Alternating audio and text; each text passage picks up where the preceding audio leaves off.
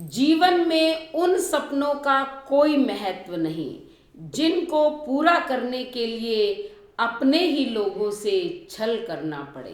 तो नमस्कार मेरे प्यारे प्यारे बच्चों, आप सबका हार्दिक हार्दिक स्वागत, अभिनंदन। बेटा कल 20 नवंबर को है छठ पूजा। आपको पता है कि यूपी और बिहार में तो इसका बहुत ज़्यादा महत्व है। हमारी बहनें माताएं बड़े ही धूमधाम से छठ की पूजा करती हैं। तो यह व्रत जो है सुख सौभाग्य धन दौलत पुत्र संतान सब की प्राप्ति कराने वाला है। तो इसलिए इसे बहुत ही ध्यान से श्रद्धा पूर्वक पूर्ण विश्वास से सभी महिलाएं करती हैं। ये व्रत जो है 3 दिन का इसमें उपवास होता है। सुबह शाम पूजा चलती रहती है, प्रसाद बनाया जाता है, 2 दिन का उपवास रखा जाता है। तीसरे दिन जो है सूर्य भगवान को अर्घ देकर फिर हमारी माताएं बहनें जो है उस प्रसाद को ग्रहण करती हैं।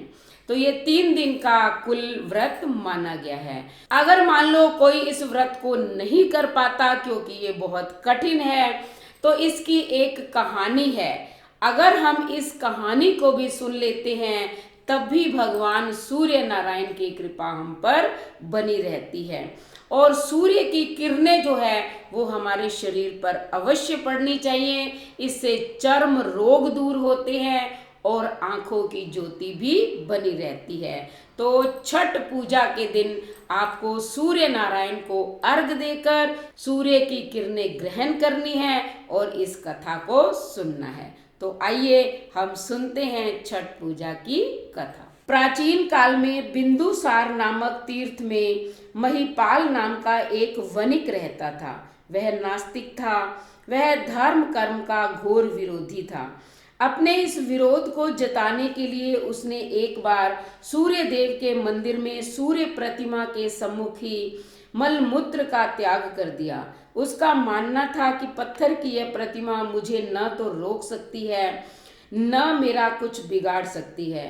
किंतु सूर्य भगवान ने तुरंत पर्चा दिया कि महिपाल की दोनों आंखों की ज्योति चली गई। अब तो उसे अपनी करनी पर बहुत पश्चाताप हुआ और वह विलाप करने लगा। एक दिन वह अपने अंधेपन से ऊब गया। उसने सोचा कि पाप मैंने किया है, उसके बोझ व अंधेपन के साथ जीने से तो मर जाना ठीक है। वह गंगा जी में डूबने चल पड़ा। राह में नारद मुनि मिले। उन्होंने पूछा कि वणिक पुत्र कहाँ जा रहा है। महिपाल ने सब कुछ बताकर कहा, अब मैं गंगा में डूबकर मर जाना चाहता हूँ।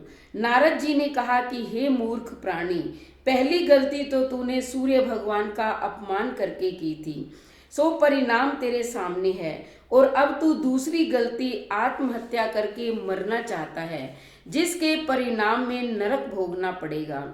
महिपाल रोने लगा और बोला, आप ही बताएं मैं क्या करूं जिससे यह दोष मिट जाए। तब नारद मुनि ने बताया कि तू कार्तिक शुक्ला षष्ठी को सूर्य षष्ठी का व्रत विधि विधान पूर्वक करके सूर्य देव को अर्घ देते समय अपने पापों की क्षमा मांगना, इससे तेरे सब कष्ट दूर हो जाएंगे। महिपाल ने वैसा ही किया जैसा नारद मुनि ने बताया था, जिससे उसकी आंखों की दिव्य ज्योति प्राप्त हो गई, जो फिर जीवन पर्यंत रही और मृत्यु उपरांत स्वर्ग को प्राप्त हुआ। तो हमारी महिलाएं जो हैं वो सभी इस व्रत को कर सकती हैं। जो नहीं कर सकती तो वो मात्र इस कथा को भी सुन लेती हैं और सूर्य भगवान को अर्घ चढ़ाती हैं, तो उन्हें भी सभी पापों से मुक्ति मिलती है, सुख सौभाग्य मिलता है और सूर्य नारायण भगवान उनकी सभी इच्छाएं पूरी करते हैं। तो अगर आपको ये कहानी पसंद आई तो चैनल को सब्सक्राइब करें, लाइक और शेयर करें, कमेंट करें और बेल आइकन के बटन को दबाएं ताकि अगली कहानी का नोटिफिकेशन सबसे पहले आपको मिले। धन्यवाद।